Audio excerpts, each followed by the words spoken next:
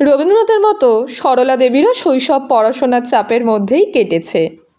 বাড়িতে ছিলেন সতীশ মাস্টারমশাই। তিনি জোড়াসাঁকো বাড়িতেই থাকতেন। ঘুম থেকে উঠে দুধ খেয়ে তার কাছে পড়তে বসতে হতো। তিনি একাধারে অভিভাবক ও মাস্টারমশাই, এবং বেশ কড়া ধাঁচের মাস্টারমশাই। তার হাতে মার খাওয়া ছিল নিত্য নৈমিত্তিক ঘটনা। অর্থাৎ রবি মামার মতো ভাগ্নি সরলার শৈশবও গৃহপণ্ডিতের কঠোর শাস্তি ও শাসনের দড়ি দিয়ে আষ্টে পিষ্টে বাঁধা ছিল। জীবনের ঝরাপাতাতে সরলা দেবী লিখেছেন, স্কুলে যাতায়াত আরম্ভের পর স্কুল থেকে ফিরেই আর খেলাধুলার তত সময় হতো না।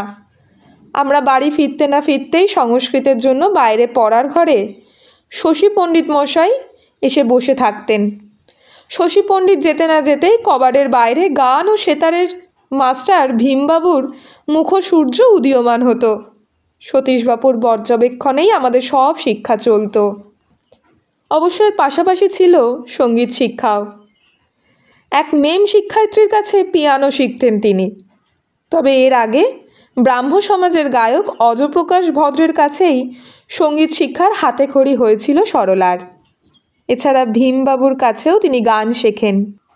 আর এই সঙ্গীত চর্চার সূত্রেই রবীন্দ্রনাথের খুব কাছে আসা তার পক্ষে সহজ ও সম্ভব হয়েছিল। এ প্রসঙ্গে তিনি নিজেই লিখেছেন, আমরা ছোটরা গানের ভেতর দিয়ে তার সঙ্গে সম্পর্কে এলাম। প্রকৃতপক্ষে বিলেত থেকে ফেরার পর গান বাজনা ও অভিনয়ে রবীন্দ্রনাথের প্রাধান্য তখন ক্রমে গড়ে উঠেছে। জোড়াসাঁকো বাড়ির সকলে রবির সেই প্রাধান্যকে উপভোগও করেছেন। এই সময় যতীন্দ্রনাথের মানময়ী নাটকে রবীন্দ্রনাথ বসন্তর ভূমিকায় অভিনয় করেন।